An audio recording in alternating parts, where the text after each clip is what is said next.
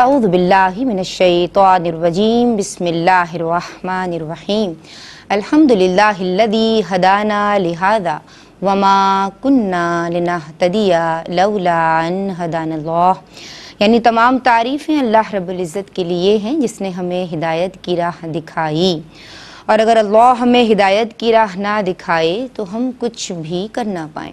تمام تر درود و سلام ہوں اللہ کے حبیب سید الانبیاء امام الانبیاء حضور جان عالم صلی اللہ تعالی علیہ وآلہ وسلم پر۔ جناب آپ دیکھ رہے ہیں پروگرام دین اور خواتین ذرہ ناچیز کے ساتھ۔ پروگرام کا بنیادی مقصد صنف نازک کو دین اسلام کی بنیادی تجلیات سے منور کرنا ہے تاکہ ہر گھر میں شریعت مطہرہ کی تعلیمات کو پہنچایا جا سکے اور ہر بہن شریعت کی تعلیم کو پریکٹس کرے اور اپنے متعلقین تک شریعت کی تعلیمات کو منتقل کرے۔ جناب بات ہو رہی ہے جنازے کے احکام کے تعلق سے۔ موت ایک اٹل حقیقت ہے۔ حضور جان عالم صلی اللہ علیہ وآلہ وسلم کے فرامین اس تعلق سے ہمارے لیے رہنما ہیں کہ لذتوں کو توڑ دینے والی موت کو کثرت سے یاد کرو، دنیا میں مسافر کی طرح رہنا چاہیے اور جناب دنیا سے بہت زیادہ دل نہیں لگانا چاہیے۔ ہم موت کی سختی کے تعلق سے بھی کلام کر چکے ہیں جو کہ آیات کریمہ اور احادیث صحیحہ سے ثابت ہے۔ جناب اعتبار چونکہ خاتمے ہی کا ہے تو ہم اس دعا کے ساتھ کہ یا اللہ ہم سب کو ایمان کی سلامتی عطا فرما، ہمارے ایمان سلامت رہیں اور ہم سب کا خاتمہ ایمان کی سلامتی پہ ہو، ہم سب کو شیطان کے مکر سے، فریب سے اور دھوکے سے بچائے رکھنا۔ آج کا پروگرام شروع کرتے ہیں۔ جناب بریفلی اگر سمرائز کروں تو ہم نے بات کی تلقین کرنے کے تعلق سے، یعنی قریب مرگ شخص کے سامنے کلمہ شہادت یا کلمہ طیبہ بلند آواز سے پڑھنا، اسے کہنا نہیں ہے۔ پھر ہم نے بات کی جناب میت کے غسل کے تعلق سے، تو یہ بھی فرض کفایہ ہے، چند لوگ بھی اگر غسل دے دیں تو جناب فرض ادا ہو جائے گا، لیکن اگر کسی نے بھی نہ دیا تو سب گنہگار ہوں گے۔ پھر ہم نے بات کی میت کے کفن کے تعلق سے، یہ بھی فرض کفایہ ہے اور اس کے حوالے سے بھی ہم نے کلام کیا کہ جناب وہی حکم ہوگا کہ اگر سب نے نہیں دیا تو سب گنہگار ہوں گے اور اگر بعض نے دے دیا تب بھی سب سے یہ چیز ساقط ہو جائے گی۔ جناب پھر ہم نے بات کی اس کے 3 درجوں کے تعلق سے، یعنی سنت، کفایت اور ضرورت، یعنی کفن کے حوالے سے۔ مزید ڈیٹیلز اگر آپ جاننا چاہتے ہیں تو 18 مئی 2023 کا پروگرام ہمارے ARYQ TV کے آفیشیل یوٹیوب چینل پہ آپ دیکھ سکتے ہیں، سرچ کیجئے دین اور خواتین اور ڈیٹیلز وہاں سے لے لیجئے۔ آج ہم مزید بات کریں گے جناب جنازے کے احکام کے تعلق سے، چہرے کے تعلق سے ہم بات کریں گے۔ آب زمزم لگایا جاتا ہے میت کے چہرے پہ، اس کی کیا حیثیت ہے، اس کا کیا شرعی حکم ہے۔ پھر اگر بچے کا پیدائش کے فوراً بعد چند سانسیں لینے کے بعد انتقال ہو جاتا ہے یا بچے کی ولادت ہی مردہ ہوتی ہے، یعنی مردہ بچہ پیدا ہوتا ہے، تو اس کی تدفین کے کیا احکام ہوں گے۔ دیگر سوالات اگر آپ کے اذان کے نقشوں پہ ابھریں تو آپ ان نمبرز پہ جو اپنے ٹی وی سیٹس پہ دیکھ رہے ہیں ہم سے رابطہ کیجیے۔ آج جو عالمات ہمارے ساتھ موجود ہیں ماشاءاللہ شیریں بیان اور خوش گفتار، عالمہ رابعہ خان، عالمہ شیرین خان، السلام علیکم۔ وعلیکم السلام ورحمۃ اللہ وبرکاتہ۔ آپ دونوں کو خوش آمدید کہتے ہیں، جزاک اللہ۔ ویلکم کرتے ہیں۔ شیرین آپ کو بھی سلام کرتے ہیں۔ وعلیکم السلام۔ اور کیسی ہیں آپ دونوں؟ الحمدللہ ماشاءاللہ، سلامت رہیے۔ ہمارے پروگرام کا مستقل حصہ اور میری خوش نصیبی یہ ہے کہ میں آپ کی باقاعدہ تلمیذہ ہوں اور ہم سب آپ سے سیکھتے ہیں۔ شیخ الحدیث مفتی محمد حسن نوید نیازی صاحب بھی ہماری رہنمائی فرمائیں گے۔ آج جناب ہم بات کر رہے ہیں جنازے کے احکام کے تعلق سے، میت کے قریب جزا فضا کرنا اور گریہ زاری کرنا اور رونا پیٹنا، عورتوں کو اس چیز سے بہت بچنا ہے، ہم نے سمجھایا بھی ہے پچھلے پروگرام میں بھی۔ یہ جب میت گھر میں موجود ہوتی ہے تو فرشتوں کے نزول کا وقت ہوتا ہے، تو کوشش کیجئے کہ جو ان کے گھر والے ہیں اس کو بھی تسلی دیں اور خود بھی ذکر و اذکار میں، درود شریف میں اور جناب قرآن صورتوں کو پڑھنے میں مصروف رہیں۔ عام طور پہ یہ دیکھنے میں آتا ہے، مشاہدہ ہے، عالمہ رابعہ خان آپ سے میں شروع کر رہی ہوں، کہ میت کو غسل دینے کے بعد میت کے چہرے پہ آب زمزم لگایا جاتا ہے، اس کی کیا شرعی حیثیت ہے؟ اعوذ باللہ من الشیطان الرجیم، بسم اللہ الرحمن الرحیم۔ دیکھیں سب سے پہلے جو یہ سب تمام چیزیں کی جاتی ہیں اس کا پس منظر کیا ہے، یہ جائز ہے اور اس کی وجہ کیا ہے کہ برکت حاصل کرنے کے لیے۔ یہ سنن رسول کریم صلی اللہ علیہ وآلہ وسلم تو نہیں لیکن صحابہ کرام کے اعمال مبارکہ سے بات ثابت ہے کہ خاص طور پہ نبی کریم کے کرتے کے ساتھ دفن ہونا یا پھر نبی کریم کے موئے مبارکہ کے ساتھ تدفین کی تلقین کرنا کہ ہماری اس کے ساتھ تدفین کی جائے، ہے نا، حصول برکت کے لیے. اور وہ وجہ کیا ہے؟ اس کی وجہ اس کی صاف یہ ہے کہ جب انسان اللہ تبارک و تعالیٰ کی اطاعت کے ساتھ زندگی گزارنے کی بھرپور کوشش کرتا ہے اور اپنی موت کی تیاری کرتا ہے تو اس کے پیش نظر یہ بات ہوتی ہے کہ قبر میں جاؤں تو وہ کانفیڈنٹ نہیں ہوتا کہ میرے ساتھ بہت ہی اچھا معاملہ ہوگا. اللہ کی رحمت کی توقع کرتا ہے کہ اللہ تبارک و تعالیٰ اس تبرک کی یا برکت سے جو ہے اللہ تبارک و تعالیٰ مجھ پر خصوصی کرم اور رحمت نازل فرمائے. کیونکہ ہم جتنے بھی اعمال کر لیں یہ بات یقینی طور پہ ہم سب کو معلوم ہے کہ ہمارے اعمال کبھی بھی ہماری بخشش و مغفرت کا وجہ نہیں بن سکتے، بلکہ یہ اللہ تبارک و تعالیٰ کی رحمت ہے، خصوصی کرم ہے کہ وہ ہمیں چاہے تو گناہ گار ہونے کے باوجود بھی بخش دے اور وہ چاہے تو ہماری اتنے نیکوکار ہونے کے باوجود بھی ہماری پکڑ کر لے. لیکن ان سب چیزوں کے لیے ایک بیک گراؤنڈ یہ بھی ہمیں دیکھنا ضروری ہوگا کہ آج کل کیا دیکھا جاتا ہے کہ لے لوں مجھے اس وقت ایک بریک شامل کرنی ہے. جناب بات ہو رہی ہے جنازے کے احکام کے تعلق سے. میت کی پیشانی پہ کلمہ طیبہ لکھا جاتا ہے، آب زمزم سے چہرے پہ کچھ لکھا جاتا ہے، دھویا جاتا ہے چہرے کو. اس تعلق سے کلام ہو رہا ہے، ہمارے ساتھ رہیے، درود پڑھتے رہیے. اللہم اعوذ باللہ من الشیطان الرجیم، بسم اللہ الرحمن الرحیم. اللہم صلی علی سیدنا و مولانا محمد عدد ما فی علم اللہ صلاۃ دائمۃ بدوام ملک اللہ. السلام علیکم ورحمۃ اللہ وبرکاتہ.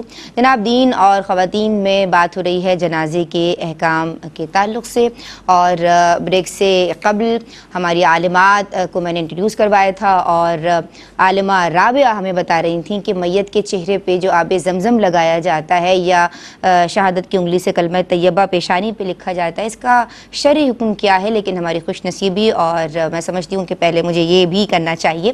ہمارے استاد محترم شیخ الحدیث استاذ الکریم استاذ العلماء مفتی محمد احسن نوید خان نیازی دامت فیودہم آن بی پر براہ راست ہماری رہنمائی کے لیے تشریف رکھتے ہیں. آپ کو سلام عرض کرتے ہیں. السلام علیکم حضرت. وعلیکم السلام ورحمۃ اللہ وبرکاتہ. آپ خیریت سے ہیں؟ الحمدللہ رب العالمین. ماشاء اللہ، اللہ آپ کا سایہ ہمارے سروں پہ سلامت رکھے. اور میں آپ کی سمتاؤں گی back to you Rabia Khan. یہ جو میت کو غسل دینے کے حوالے سے آپ کلام فرما رہی تھیں تو اس کے بعد بسم اللہ الرحمن الرحیم. دیکھیں ہم بات یہ کر رہے تھے کہ یہ چیزیں جائز ہیں اور ان کا تصور جو تھا وہ سمجھنے کی زیادہ ضرورت ہے تاکہ ہم ان کے جواز کا مقصد بھی سمجھ سکیں. اور تصور یہ تھا کہ حصول برکت کے لیے یا اللہ تبارک و تعالیٰ کی بارگاہ میں عاجزی کا پہلو تھا کہ ہم چاہے جتنے بھی نیک اعمال کر لیں لیکن بہرحال ہماری بخشش تو اللہ کی رحمت کی منتظر ہے کہ جب تک اللہ تبارک و تعالیٰ کی رحمت نہیں تو جو جتنا بھی نیک ہو اللہ تبارک و تعالیٰ بے نیاز ہے. ایک چھوٹی سی غلطی پہ بھی پکڑ لے یا اتنا گناہ گار ہو تو اس کو بھی بخش دے. لیکن اس کے ساتھ ساتھ میں یہ پہلو بھی بتانا چاہ رہی تھی کہ ہماری سوسائٹی میں دیکھا گیا ہے آج کل جو ہے وہ ایک بالکل کلچر ٹریڈیشن بدل گیا ہے کیونکہ ہم پراپر طریقے سے دین کو نہیں سیکھتے. ہم ادھورا تھوڑا ادھر سے دیکھ لیا ادھر سے دیکھ لیا ہم اس طرح سے سیکھتے ہیں. ایک منظم طریقے سے ہم تعلیمات شرع کو نہ سیکھتے ہیں نہ سمجھتے ہیں. تو پھر ہوتا کیا ہے کہ جو اصل مقصد ہے ہم اس کو چھوڑ کر جو ایک رواج ہے یا جو ایک معاشرے میں ایک عرف چل رہا ہے ہم اس کو اپنا لیتے ہیں. اب مقصد کیا تھا؟ مقصد تھا تیاری آخرت اور قبر کی تیاری. یعنی انسان جب ساری زندگی ایک بات جانتا ہے کہ اللہ تبارک و تعالیٰ نے اس دنیا میں مجھے بیکار نہیں پیدا کیا بلکہ اپنی عبادت کے لیے پیدا کیا ہے. جو احکامات اس نے مجھے کرنے کے لیے کہے ہیں خالص اس کی رضا کی خاطر میں اس کو اختیار کروں اور جن سے اس نے منع کیا میں ان سے اجتناب کروں. اللہ تبارک و تعالیٰ نے جب بندے کو اس لیے پیدا کیا ہے جیسے کہ قرآن کریم میں اللہ تعالیٰ نے فرمایا کہ میں نے جن و انس کو فقط اپنی عبادت کے لیے پیدا کیا ہے. تو پھر اس کا مقصد کیا ہوگا؟ اس عبادت کرنے کا رزلٹ کیا ہے؟ وہ رزلٹ ہے اچھی موت، رضائے الہی، انعامات، جنت کے، قبر کے، راحت و بخشش. تو جب یہ سب چیزیں ہمارے پیش نظر ہوتی ہیں اور ساری زندگی ہم اللہ تبارک و تعالیٰ کی رضا کو حاصل کرنے کے لیے ایک محتاج زندگی گزارتے ہیں لیکن پھر بھی قبر کی فکر جب اتنی ذہن پہ لاحق ہوتی ہے کہ ہم مرتے مرتے یہ خواہش رکھتے ہیں کہ اللہ تبارک و تعالیٰ کسی چیز کی برکت سے ہم پہ رحم فرمائے.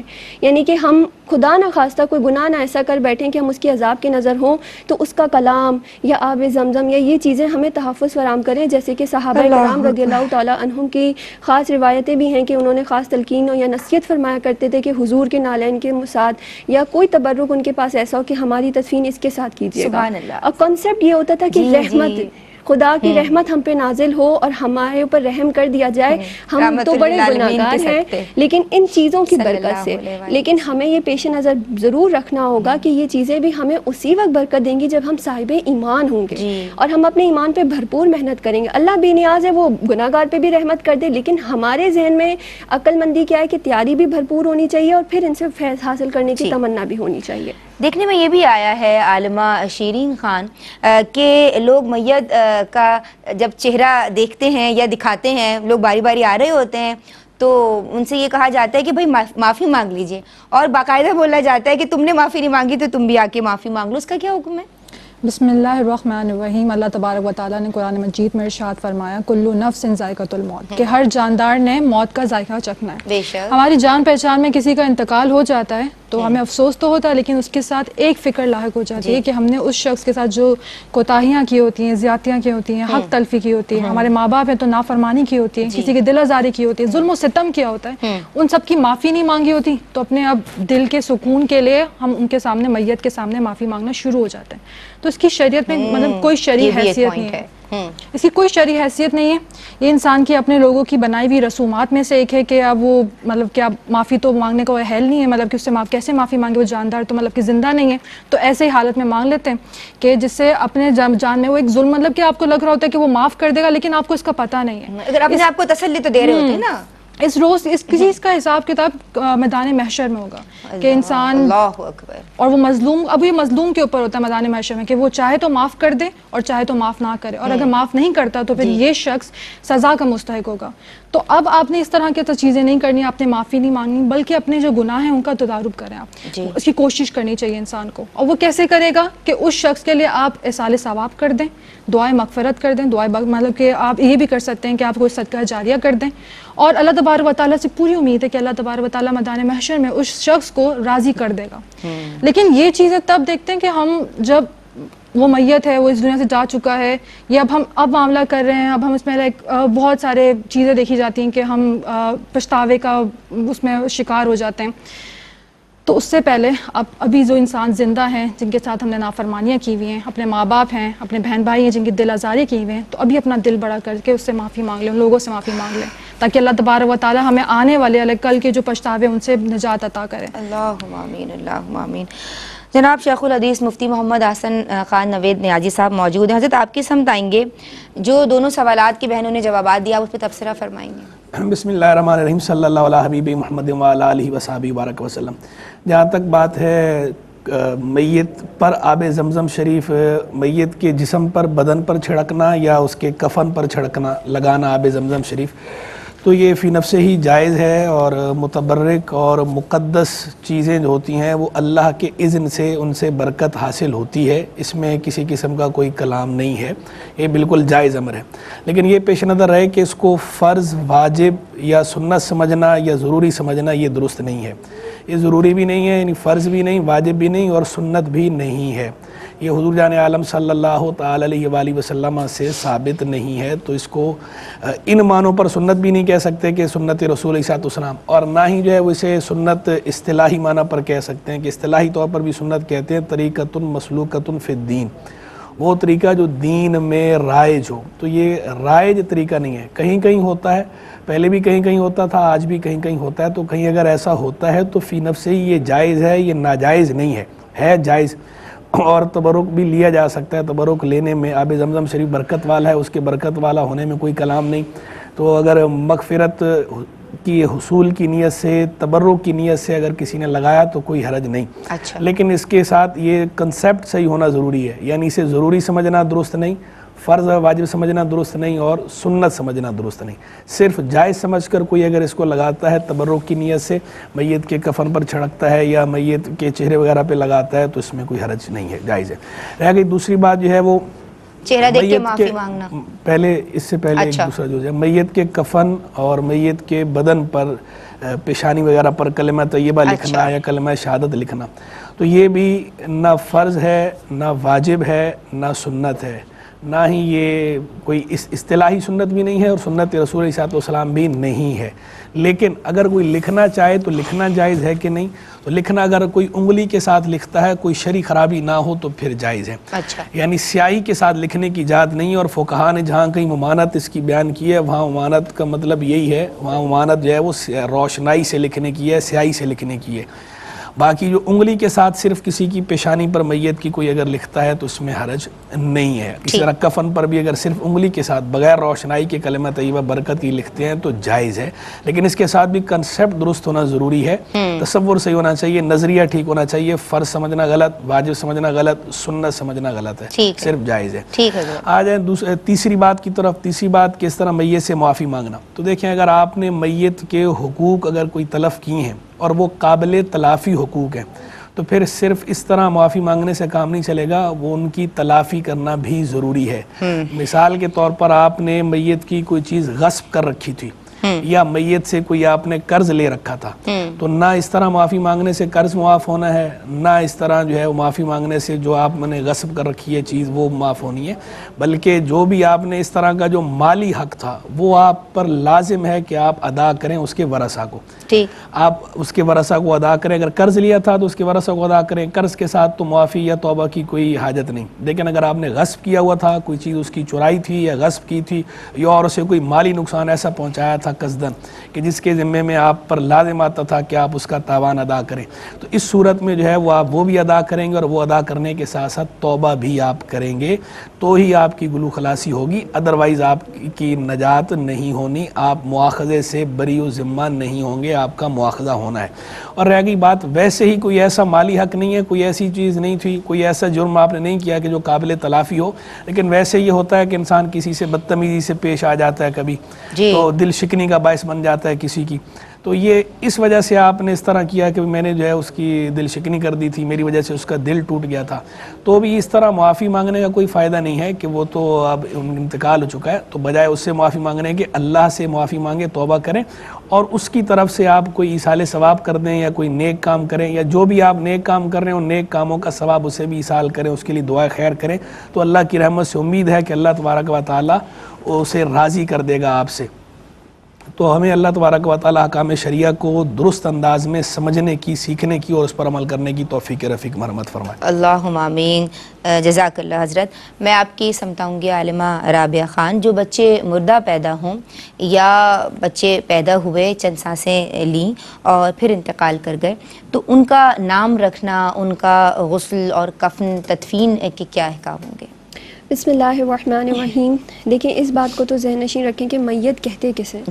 میت کہتے ہیں اسے جو زندہ ہو اور پھر مردہ ہوا ہو، یعنی انتقال ہو گیا ہو تو پھر اس کو آپ میت کا اطلاق کیا جاتا ہے. اور بھی جتنے بھی احکامات ہیں وہ میت سے متعلق ہے. اس کا مطلب وہ دنیا میں آیا ہو، زندگی ملی ہو، کچھ دیر کے لیے ہی صحیح لیکن زندہ ہو، اور اس کے بعد پھر اگر وہ انتقال کر جاتا ہے تو پھر اسے میت کہتے ہیں. پھر اس کی تجہیز و تدفین جو ہوتا ہے اور کفن دینا اور یہ نماز جنازہ، یہ سب معاملات طے کیے جاتے ہیں. لیکن یہ جو بچے کے معاملے میں اس تھوڑے سے بنیادی کانسیپٹ کو سمجھیں کہ اگر تو بچہ مکمل دنیا میں شامل کر. بالکل. السلام علیکم جی. پروگرام کی پہلی کال کون ہے ہمارے ساتھ؟ وعلیکم السلام ورحمۃ اللہ. کیا نام ہے بہن، کہاں سے بات کر رہی ہیں؟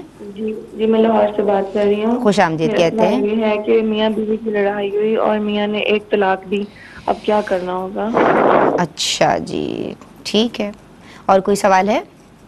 نہیں، ایک ہی سوال ہے. ٹھیک ہے، لاہور سے آپ نے کال کی بہن، آپ کا سوال شامل کیا جائے گا انشاءاللہ. جی بسم اللہ الرحمن الرحیم. تو ہم بات یہ کر رہے تھے کہ پہلے بچے کے متعلق یہ کانسیپٹ کو سمجھیں. عمومی طور پہ نارمل بڑے انسان تو ہمیں کانسیپٹ پتہ ہے کہ وہ زندہ تھے اور پھر انتقال کر گئے تو میت ان کو کہا جائے گا. لیکن بچے کے جو ایک تو ہوتا ہے کہ بالکل ڈیتھ بورن ہوا ہے تو اس کو تو آپ میت ہی نہیں کہیں گے کیونکہ وہ بورن ہی نہیں ہوا ہے. صحیح ہے. دوسری بات ہے کہ ایک ہاں یہ فرق ہے. اور دوسرا کہ ایک مکمل بورن ہوا ہے، زندہ تھا، چاہے ایک دو لمحے کے لیے دنیا میں مکمل طور پہ آ گیا. ایک ہے کہ ڈیورنگ ڈیلیوری ڈیتھ ہو جاتی ہے. मदर के, यानी कि बच्चे की ड्यूरिंग डिलीवरी डेथ हो जाए, अभी वो बॉर्न दुनिया में मुकम्मल तौर पे या अक्सर नहीं आया है और फिर इंतकाल हो गया, तो 3 सिचुएशंस ले लें। अगर तो बिल्कुल मुर्दा है, या फिर कह लें कि दुनिया में मुकम्मल नहीं आया, अक्सर नहीं आया, यानी मुकम्मल डिलीवरी नहीं हुई, अंदर ही था और कुछ थोड़ा सा यानी कह लें कि आवाज़ शांत रोने की आवाज़ है कुछ थी, लेकिन बाकायदा तौर पे मुकम्मल उसकी बर्थ नहीं हुई है, ड्यूरिंग डिलीवरी ही डेथ हो गई खुदा न खास्ता, तो फिर ये 2 सूरतें ऐसी हैं कि इन पे मैयत का इतलाक नहीं होता। अच्छा, नाम ज़रूर रखा जाएगा, बरकत के लिए हदीस से इस बात की जो है वो तालीम दी गई है, लेकिन अलबत्ता इनको जो है वो आप वॉश करके या क्लीन करके जो है वो कफन में लपेट कर या किसी कपड़े में लपेट कर आप दफन कर दें, क्योंकि ऑब्वियसली इंसान है और हुर्मत तो है इस एतबार से। अब एक मुकम्मल पैदा हुआ है तो फिर अब उसके वही अहकामात हैं जो नॉर्मल मैयत के अहकामात हैं, वो चाहे चंद घड़ियां चंद सांसें, हाँ, इससे फ़र्क नहीं पड़ता अगर मुकम्मल उसकी बर्थ हुई हो। इस कॉन्सेप्ट को समझना है कि ड्यूरिंग डिलीवरी के जो स्टेजेस होते हैं जो काफ़ी कुछ पेरेंट्स के लिए, कुछ मदर्स के लिए क्रिटिकल होते हैं, बेबी और मदर के लिए, तो वो चीज़ को समझना है बस उस गैप को कि बिल्कुल अंदर से अगर डेथ बॉर्न हुआ है तो भी उसको मैयत नहीं कहेंगे, बिकॉज वो दुनिया में आया ही नहीं है अभी। और अगर दुनिया में ड्यूरिंग डिलीवरी उसकी डेथ हो जाती है तो उसमें ये देखेंगे कि वो मेजॉरिटी या फिर जो है वो कह लें कि मुकम्मल तौर पर दुनिया में आ चुका है, तो फिर मुकम्मल डिलीवरी हो चुकी, तो फिर हम कहेंगे कि अगर वो जिंदा अगर अक्सर यानी तकरीबन 90% उसकी बर्थ हो गई है तो फिर हम उसको मैयत कंसीडर करेंगे, यानी अब वो दुनिया में ब्रीथ अगर उसको ले लेता है। बिल्कुल सही, यानी अगर सर्जरी से पहले देखा कि हार्ट बीट तो थी, जिंदा भी था, लेकिन ड्यूरिंग सर्जरी देखा कि अभी दुनिया में आया भी नहीं है और उसकी डेथ हो गई है, तो फिर आप उसे मैयत नहीं कहेंगे, बिकॉज वो अभी जिंदा ही नहीं तसव्वुर हुआ। ठीक है, सही जनाब, मैं आपकी इसम बताऊँगी। और ये भी कहा जाता है कि हमारे बड़े तसल्लियाँ देते हैं उन माओं को कि जिनके बच्चे उनसे जुदा हो जाते हैं, अल्लाह की मसलियत होती है हर काम में यकीनन, तो कहते हैं कि बेटा ये बच्चे शफात यानी शफात कुनिंदा होंगे, ये तुम्हारी शफात यानी करेंगे अल्लाह के हुजूर। इसकी क्या तफसील है? देखें, हर चीज़ अल्लाह की अमानत है, अल्लाह ने दी और अल्लाह ने ले लेनी है, और इसमें अल्लाह की हिकमत होती है जो कि इंसान समझता नहीं है। इसमें इंसान को चाहिए कि इसमें सब्र करें। एक बहन हमारे साथ हैं, कॉलर शामिल कर रही हूँ। अस्सलाम वालेकुम। वालेकुम सलाम। जी बहन, क्या नाम है, क्या सवाल करना चाहती हैं? मेरा नाम ताजा परवीन है और मैं सक्खर से बात कर रही हूँ। मेरा सवाल ये है कि जो मैयत होती है तो गुस्ल देके कफन में दफनाते हैं, तो उसकी बाजू दोनों में जो है ना खजूर की छड़ियाँ रख देते हैं, कहते हैं सुन्नत है, और ये जायज़ है ना जायज़ है, और मैंने खुद देखी आंखों से। और दूसरा सवाल है कि मैं हार्ट पेशेंट हूँ और क्या मैं बैठकर नमाज पढ़ सकती हूँ? खड़ी होकर नहीं पढ़ सकती, सांस फूलने लगती है और धड़कन भी तेज हो जाती है। ठीक है जी, बहुत शुक्रिया आपने हमें कॉल की और आपके सवालात मैंने नोट कर लिए हैं। इस मौके पे एक ब्रेक शामिल कर रहे हैं, अपने लबों को दुरूद पाक से तर रखिए। हाजिर होते हैं। अल्लाहुम्मा सल्ली अला बिस्मिल्लाहिर्रहमानिर्रहीम। अस्सलामु अलैकुम वरहमतुल्लाह। दीन और ख़वातीन में जनाजे के अहकाम डिस्कस किए जा रहे हैं। हमारे साथ आपकी पसंदीदा आलिमात मौजूद हैं और पसंदीदा मुफ्ती साहब ऑन पेपर बराह रास्त हमारे रहनुमा हैं। मैं आलिमा शीरीन खान आपकी समझाती हूँ। कहा जाता है कि जो बच्चे बचपने में इंतकाल कर जाते हैं वो क़यामत के दिन अपने वालिदैन के लिए शफाअत करेंगे, इसकी क्या तफसील है? देखें, हर चीज़ अल्लाह तबारक व तआला की इमानत है, अल्लाह ने दी और अल्लाह ने एक दिन उससे ले लेना हमसे। तो सबसे पहले तो जिन वालिदैन ने अपनी औलाद को, उनकी औलाद फौत हो गई, तो उनके साथ हमारी हमदर्दी, अल्लाह तबारक व तआला उन्हें सब्र की तौफीक अता फरमाए। लेकिन हदीस मुबारक में ये अल्फाज आए कि जिस मुसलमान माँ बाप के बच्चा मतलब कि फ़ौत हो जाता है, नाबालिग बच्चा फ़ौत हो जाता है, हमल साकित होने के सबब फ़ौत हो जाता है, तो उसके ये हदीस मुबारक में है कि रोज़े क़यामत वो बच्चा अल्लाह तबारक व तआला से अपने माँ बाप की बख्शिश के सिलसिले में झगड़ा करेगा। और अल्लाह तबारक व तआला में जैसे कि एक कर्ज़ अपने कर्ज़दार से झगड़ता है वैसे झगड़ेगा, और उस बच्चे से कहा जाएगा कि ये बच्चे अपने रब से झगड़ने वाले, अपने माँ बाप का हाथ पकड़ और जन्नत में चला जा। इसी तरह सही बुखारी की हदीस है कि नबी करीम सल्लल्लाहु अलैहि वसल्लम ने इरशाद फरमाया कि लोगों में से जिस मुसलमान का 3 नाबालिग बच्चे वफ़ात कर गए या फौत हो गए तो अल्लाह तबारक तआला उस शख्स को या उन माँ बाप को जन्नत में दाखिल कर देगा। बास रवायात में 2 हैं, बास रवायात में 1 है। तो इससे ये साबित होता है कि जो नाबालिग बच्चे फौत हो जाते हैं तो वो अपने माँ बाप के दुखूल जन्नत का सबब बनते हैं, बशर्त ये कि माँ बाप उस पर सब्र करें। अल्लाह तबारक व तआला से सब्र की तौफीक की मतलब दुआ भी करें, और ये कि कोई शिकवा नहीं करें, कोई झूठ नहीं बांधें, कोई अल्लाह तबारक व तआला से झगड़ा नहीं करें, गज़ा नहीं करें, बिल्कुल ऐसे मामलात नहीं करें। और अगर कर लिए हैं तो फिर अल्लाह तबारक व तआला से तौबा करें कि अल्लाह तबारक व तआला बेशक हमारे गुनाहों को माफ़ फरमाने वाला है, वो हमारी निदामत को जानता है कि इंसान गम में कुछ कह देता है, वो जहालत भी होती है, पता भी नहीं होता है मामलात का, अगर कह दिए तो अल्लाह तबारक व तआला से माफ़ी मांगे, और उम्मीद है कि अल्लाह तबारक व तआला हमारी माफ़ी को इंशाअल्लाह कबूल करेगा। इंशाअल्लाह। जनाब, गम महसूस होना फितरी है, लेकिन बस हमें दायरा कार में रहते हुए जो शरीयत ने हमें बताए हैं, यानी सब्र भी रहे, वक़ार भी रहे, अल्लाह और उसके रसूल की रज़ा शामिल हाल रहे। मुफ्ती साहब, मैं आपकी समत आ रही हूँ, और ये दोनों सवालात जो किए गए हैं इस पर आप तबसरा फरमाएंगे या मैं कॉलर्स के सवालात शामिल? बस ये एक होता है मिस कैरेज, जी। और एक है कि पैदा तो जो है वो बाकायदा पैदा हुआ, और जब बाकायदा पैदा हुआ, चाहे जो है वो मुर्दा पैदा हुआ या जिंदा पैदा हुआ, जी, दोनों सूरतों में नाम रखा जाएगा, नाम इसका रखा जाएगा। बाकी रह गई बात जो है वो जनाजे की। जनाजा जो है वो जब तक कोई अलामत हयात ना पाई जाए जनाजा लाजिम नहीं होता। अच्छा। अलामत हयात पाई गई, अगर एक सांस भी ले लिया है तो जनाजा होगा, और अगर सांस नहीं लिया, पैदा ही मुर्दा हुआ, तो जनाजा नहीं है। या जो है वो मिस कैरेज हुआ, यानी कच्चा बच्चा गिर जाना जिसको कहा जाता है, तो भी जो है वो जनाजा नहीं होता। अच्छा। तो नाम वगैरह जो है, वैसे नाम जो है वो इकराम, बनु आदम के इकराम की खातिर जो है वो नाम रखा जाएगा। और जहाँ तक जो है वो गुस्ल की बात है, तो गुस्ल भी बाज़ उलमा तो कहते हैं बतरीके मसनून दिया जाएगा, और बाज़ कहते हैं कि बतरीके मसनून तो नहीं है, लेकिन बहरहाल नहलाया जाएगा, नहला कर जो है पाक कपड़े में लपेट के दफना दिया जाए। अगर जो है वो बच्चा मुर्दा पैदा हुआ, तो जिंदा पैदा हुआ, फिर तो बतरीके मसनून गुस्ल भी सबके नज़दीक है, बतरीके मसनून कफन भी होगा। ठीक है। कॉलेज के सवाल शामिल? जी, कॉलेज के सवाल कर। ठीक है। ये बहन ने पूछा कि मियाँ बीवी में लड़ाई हुई, एक तलाक दे दी, क्या करें? वैसे जो है तलाक वाले जितने भी कॉलर्स होते हैं, हम जो है वो अक्सर कहते हैं कि वो अपने किसी करीबी दारुल इफ्ताह से ज़रूर रुजू किया करें, क्योंकि तलाक के मसाइल में बहुत ज़्यादा बारीकियाँ होती हैं, अल्फाज के फ़र्क होते हैं। ठीक। तो चूँकि यहाँ पर इतना वक्त नहीं होता, ना कॉलर अपनी पूरी बात बताते हैं, और ना ही जो है दोनों फरीक की बात हमने सुनी होती है, सिर्फ एक फरीक बात कर रहा होता है। तो दारुल इफ्ताह में रुजू करके, क्योंकि दारुल इफ्ताह में तरीका ये होता है कि फरीकैन को बुलाया जाता है, दोनों के बयान लिए जाते हैं, उसके बाद जो है वो फैसला लिया जाता है। ठीक है। तो ये हम कोई फतवा या फैसला नहीं दे रहे, जनरल मसला भी हम बता देते हैं कि जो जितनी बात इन्होंने बताई है उसके मुताबिक जो जनरल जवाब बनता है मैं वो बता रहा हूँ कि अगर जो इस तरह लड़ाई में उन्होंने एक तलाक दी है और सरी अल्फाज इस्तेमाल किए हों तलाक के, तो तलाक रजी हुई। तलाक रजी का मतलब ये है कि एक तलाक हो गई है और इद्दत के अंदर अंदर रुजू हो सकता है। अब बाद में सिर्फ 2 तलाकों का हक बाकी होगा। आइंदा जो है अगर तलाक कोई और, आइंदा 3 तलाकों का हक नहीं है, 1 तलाक का हक वो यूज़ कर चुके, 2 तलाकों का हक बाकी है। लेकिन इसमें इद्दत में रुजू हो सकता है, और इस इद्दत में रुजू के लिए ना तो असर नौ निकाह किया जाता है, और हलाल शरिया का तो कोई तसव्वुर यहाँ पर नहीं है इस सूरत में। ठीक है। तो और रुजू के लिए जो है रुजू कॉल के साथ भी हो सकता है और रुजू फेल के साथ भी हो सकता है। ठीक है जी। सखर से बहन ने पूछा कि मैयत को यानी गुस्ल दिया, फिर कफनाया, दफनाते वक्त बाजुओं पे खजूर की छड़ियाँ रखना, क्या ये सुन्नत है? इन्होंने ऐसा देखा है, इनका मुशाहदा है?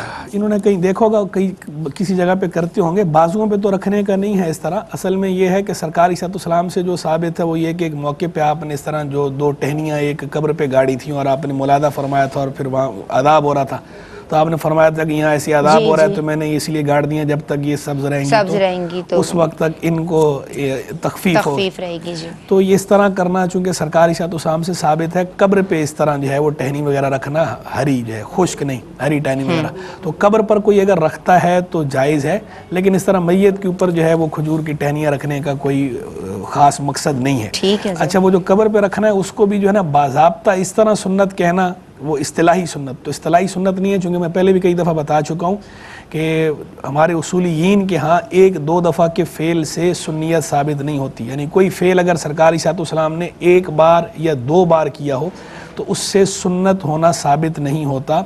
सुन्नत के लिए ताअद्दुद दरकार है, यानी मुवाज़बत हो, हमेशगी हो, और अगर हमेशगी नहीं है तो बहरहाल बहुत बार हो। यानी इक्का दुक्का का जो फ़ेल है सरकार इस्लाम का, वो इस बात सुन्नियत के लिए काफ़ी नहीं है, उससे इबाहत साबित होती है, उससे सुन्नत होना साबित नहीं होता। सुन्नत होना तब साबित होता है जब सरकार इस्लाम ने कोई अमल बार बार किया हो। एटलीस्ट कितनी दफ़ा हो हज़रत? बार बार किया हो। 2-3 बार का जो फ़ेल है, नहीं, 2-3 बार का फ़ेल जो है वो سنت ثابت کرنے کے لیے کافی نہیں ہے اصولیین کے ہاں. اچھا کیونکہ سنت کا اصل میں اصولیین کہتے ہیں نا سنت کا معنی ہوتا ہے طریقہ. جی اور طریقہ کیا کون سا طریقہ؟ طریقۃ مسلوکۃ فی الدین، وہ طریقہ جو دین میں رائج ہو. تو وہ کہتے ہیں دین میں رائج طریقہ اسی کو کہا جائے گا نا کہ جو کئی بار کیا گیا ہو. اچھا جو صرف ایک بار یا 2 بار یا 3 بار کیا گیا ہو تو اس سے یہ ثابت نہیں ہوتا کہ یہ رائج طریقہ ہے، بلکہ اس سے صرف یہ ثابت ہو رہا ہے کہ یہ اکا دکا کیا ہے تو یہ جائز ہے. اباحت تو اس سے ثابت ہو جائے گی لیکن سنیت ثابت نہیں. ٹھیک ہے حضرت. تو سنت کے قرار دینے کے لیے اصطلاحی سنت جو ہے سرکار علیہ السلام کا طریقہ مسلوکہ فی الدین قرار دینے کے لیے بہرحال تعدد درکار ہے. ایک بہن نے پوچھا ہے کہ دل کا عارضہ ہے، ان کی سانس پھولنے لگ جاتی ہے، اگر یہ نماز کھڑے ہو کے پڑھیں تو یہ بیٹھ کے پڑھ لیں؟ دیکھیں اگر جو ہے وہ یہ سجدہ کرنے پر قادر نہیں ہے بالفرض پھر تو قیام سرے سے ہی ساکت ہے اگر سجدہ کرنے پر قادر نہیں. لیکن اگر یہ سجدہ کرنے پر قادر ہیں اور صرف کھڑے ہونے کا مسئلہ ہے قیام کا، تو اب اس صورت میں حکم یہ ہے کہ جتنی دیر کھڑی ہو سکتی ہیں اتنی دیر کھڑا ہونا ان پر فرض ہے. فرض کے اندر، واجب کے اندر اور سنت مؤکدہ کے اندر. ٹھیک ہے. جتنی دیر تک کھڑا ہو سکتی ہیں، چاہے ٹیک لگا کر کھڑی ہونا ہو، کسی چیز کے ساتھ ٹیک لگا کر کھڑا ہونا ممکن ہے تو کھڑی ہوں. ہاں جب طبیعت ایسا ہو کہ اب اس کے بعد اب جو ہے وہ سانس میری پھول جائے گی، اس سے زیادہ قیام کی میں متحمل نہیں ہوں، تو پھر بھلے بیٹھ جائیں. لیکن جتنی دیر کھڑی ہو سکتی ہیں اتنی دیر بہرحال کھڑا ہونا ضروری ہے. قیام ایسے ساکت نہیں ہوتا. پچھلے پروگرام میں ٹیکسیلا سے ایک بہن نے پوچھا تھا زمین کو گروی رکھنا کیسا ہے؟ زمین کو گروی رکھنا فی نفس ہی تو جائز ہے، لیکن یہ پیش نظر ہے کہ جو چیز گروی رکھی جاتی ہے، رہن جسے کہا جاتا ہے، رہن سے نفع اٹھانا، انتفاع کرنا، فائدہ اٹھانا، اس کی شرط لگانا یہ جائز نہیں ہوتا، کیونکہ یہ سیدھا سیدھا ربا کے حکم میں ہوتا ہے. کیونکہ کلو قرض جرا نفعا فهو حرام، جو قرض نفع کھینچے وہ حرام ہے، یہ روایات کے اندر بیان ہوا ہے.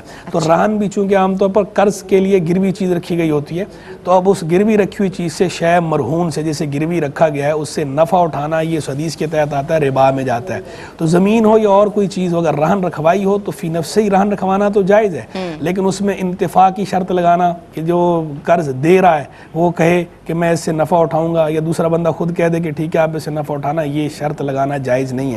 اور اگر شرط تو نہیں لگائی لیکن وہاں کو عرف ایسا ہی ہے کہ رہن جب بھی رکھا جاتا ہے تو نفع اٹھایا ہی جاتا ہے، تو اس طرح کرنا بھی جائز نہیں. اچھا جی، ایک کالر ہمارے ساتھ ہیں. السلام علیکم. وعلیکم السلام. جی بہن کیا نام ہے، کیا سوال کرنا چاہتی ہیں؟ ویلکم. میرا نام فرزانہ ہے اور میں گجرانوالہ سے بات کر رہی ہوں. جی فرزانہ بہن فرمائیے. جی میں نے پوچھنا ہے کہ میری بہن کی عدت ہے تو وہ ابھی 1 ماہ ہوا ہے اس کو. ٹھیک ہے. تو وہ ویسے مطلب پہلے تو کلر وغیرہ سر میں لگا لیتی تھی، اب وہ باریک سے دانے ہیں سر میں. صحیح. تو وہ جی تو وہ پہلے وہ پوچھ رہی ہیں کہ اب میں کلر وغیرہ کر سکتی ہوں. رہتی تو وہ عدت میں ہی ہے لیکن وہ خارش کی وجہ سے نا کہ وہ سر کی بیک سائڈ سے تھوڑے بہت طبیب سے رابطہ کرنا چاہیے نا. یہ تو بہت شکریہ آپ نے ہمیں کال کی. مفتی صاحب ان کے سر میں دانے ہو رہے ہیں 1 ماہ. پچھلی بات مکمل کر لوں، پچھلی بات ابھی چل رہی تھی، مکمل نہیں ہوئی. میں عرض کر رہا تھا شے مرہون جو ہے اس سے نفع اٹھانا جائز نہیں ہوتا. اگر کوئی ایسی شرط لگائی گروی رکھتے ہوئے، زمین ہو یا غیر زمین ہو، اگر یہ شرط لگا دی کہ اس سے جو قرض دے رہا ہے وہ اس سے نفع اٹھائے گا کسی قسم کا، تو یہ جائز نہیں ہے، یہ سیدھا سیدھا ربا کے حکم میں حدیث کے تحت. اور اگر کہیں شرط تو نہیں لگائی لیکن وہاں پر عرف یہی انڈرسٹوڈ ہے کہ جب بھی اس طرح زمین گروی پہ دی جاتی ہے تو اگلا وہاں پر فصل اگا لیتا ہے، وہاں سے فائدہ اٹھاتا ہے، تو اس صورت کے اندر بھی ناجائز ہی ہوگا. کیونکہ وجہ یہ ہے کہ الماحود کل مشروط، کہ وہ چیز کے جو الفاظ میں ظاہراً شرط نہ لگائی گئی ہو لیکن وہاں کا عرف ہو تو وہ بھی مشروط کے حکم میں ہوتی ہے، تو اس لیے اس طرح کرنا جائز نہیں ہے. ہاں ویسے بغیر انتفاع کے کہ انتفاع کی شرط بھی نہیں لگائی اور اگلا اس سے انتفاع کر بھی نہیں رہا، نفع نہیں اٹھا رہا، کوئی بینیفٹ اس سے نہیں لے رہا، صرف گروی رکھا ہے، اور گروی صرف اس لیے رکھا ہے کہ تاکہ اگلا بندہ قرض واپس کرے. گروی رکھنا بیسیکلی اس کا تصور کیا تھا، گروی چیز لیے رکھی جاتی تھی کہ اگلے کوئی اندیشہ ہوتا تھا کہ سامنے والا قرض واپس نہیں کرے گا، تو چیز گروی رکھنے کا مقصد یہ ہوتا تھا کہ بھئی تاکہ جو ہے سیکیورٹی ہو جائے کہ میرا قرض جو ہے مجھے واپس ملے گا. تو اتنے کی تو شریعت اجازت دیتی ہے، لیکن لیکن چونکہ جو چیز گروی رکھی گئی ہے وہ آپ کے پاس امانت ہے جی اس کے اندر اس طرح کا مالکانہ تصرف کرنا یا اس سے اس طرح کا نفع اٹھانا یہ حدیث کے تحت ممنوع ہے, آپ کو اجازت نہیں ہے. تو نفع اٹھانے کی شرط لگائیں تو بھی ناجائز, اور شرط تو نہیں لگائی لیکن وہاں پر انڈرسٹوڈ ہے کہ عرف یہی ہے کہ نفع اٹھایا جاتا ہے اور آپ نے نفع اٹھانا ہی اٹھانا ہے, تو پھر اس صورت میں بھی جائز نہیں ہے. صحیح. بہن نے یہ پوچھا, فرزانہ بہن نے, کہ ان کی بہن عدت میں ہے, 1 ماہ گزر چکا ہے اور وہ ہیئر کلر لگا سکتی ہیں یا نہیں, اور سر میں دانے بھی ہو رہے ہیں, خارش بھی ہے. اصل بات یہ ہے کہ عدت کے اندر زینت کا, عدت کے اندر خاتون کو زینت کی ممانعت ہے.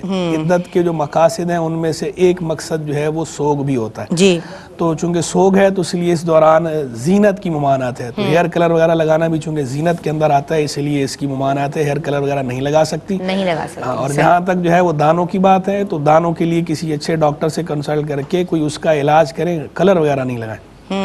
بہت شکریہ مفتی صاحب آپ کا. ایک سوال جو ہے وہ اور ایک بہن کا جو پچھلی دفعہ تھا, انہوں نے کہا کہ بچوں کی تربیت کے والے سے انہوں نے کہا کہ روزے اگر 10 برس کی عمر کو بچے پہنچ گئے ہیں اور روزے کبھی رکھ لیتے ہیں کبھی نہیں رکھتے, نماز کبھی پڑھتے ہیں کبھی نہیں پڑھتے, تو اس صورت میں کیا کیا جائے. تو میں نے جو ہے وہ پہلے بھی کئی دفعہ عرض کر چکا ہوں کہ بچے کی عمر جب زیادہ ہو جائے تو پھر اس صورت میں بچے پہ مناسب سختی بھی کرنی چاہیے. اچھا, یعنی بہت زیادہ لاڈ پیار بھی نقصان دہ ہے. ہم دیکھتے ہیں معاشرے میں افراط و تفریط کا شکار نظر آتے ہیں لوگ, کہ بعض لوگ تو بالکل ایسی سختی کرتے ہیں کہ بچہ جو ہے وہ بالکل ایسا سہم جاتا ہے اور وہ کبھی والدین سے ایسا اس کے اندر خلا پیدا ہو جاتا ہے, ایسا گیپ آ جاتا ہے کہ کبھی وہ والدین کو اپنی اصل بات شیئر ہی نہیں کر پاتا, اور پھر وہ بعد میں غلطیوں میں مبتلا ہو جاتا ہے. اور باہر ظاہری بات ہے جب ماں باپ سے نہیں شیئر دوسروں سے شیئر کر رہا ہوتا ہے, جی بالکل, تو دوسرے اسے غلط راہ پہ لگائیں گے اور بچے خراب ہو جاتے ہیں. تو بالکل اس طرح کا تشدد یا اس طرح کی سختی یہ بھی غلط ہے, یہ ایک انتہا ہے. دوسری طرف ایک انتہا یہ نظر آتی ہے کہ بعض ماں باپ جو ہے بہت زیادہ جو ہے وہ بچوں کو لاڈ پیار کا عادی بنا دیتے ہیں, اور بالکل انہیں جو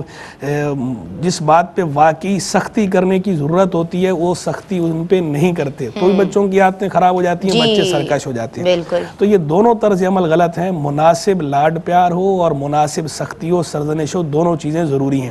تو پیار بھی ضروری ہے بچوں کے ساتھ, اور بچوں پہ مناسب سختی بھی ضروری ہے. ان کے اندر ڈر بھی ہونا چاہیے, ماں باپ کا ڈر ہوگا ان کے اندر تو آگے بھی آپ کی زندگی آسان رہے گی. دنیاوی طور پر بھی ایسا ہے اور دینی طور پر بھی ایسا ہے کہ بھئی کچھ دینی امور ایسے ہیں کہ ان کے اندر مطالبہ ہے اس چیز کا کہ وہ آپ کا احتساب ہوتا ہے, اکاؤنٹیبلٹی کا تصور ہے.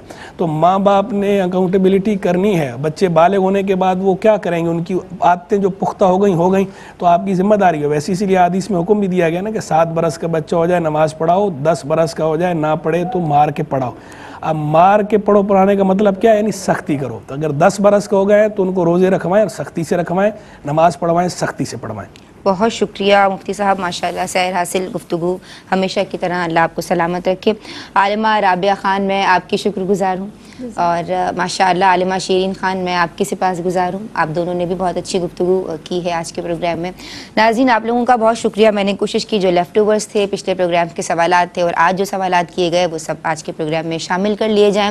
پھر بھی اگر کوئی کمی رہ گئی ہو تو میں اللہ کی بارگاہ میں معافی کی خواستگار ہوں, اور یہ چاہتی ہوں کہ اللہ تبارک و تعالی ہم سب کی اس سعی کو, اس کاوش کو اپنی بارگاہ میں قبول و منظور فرمائے. السلام علیکم ورحمۃ اللہ.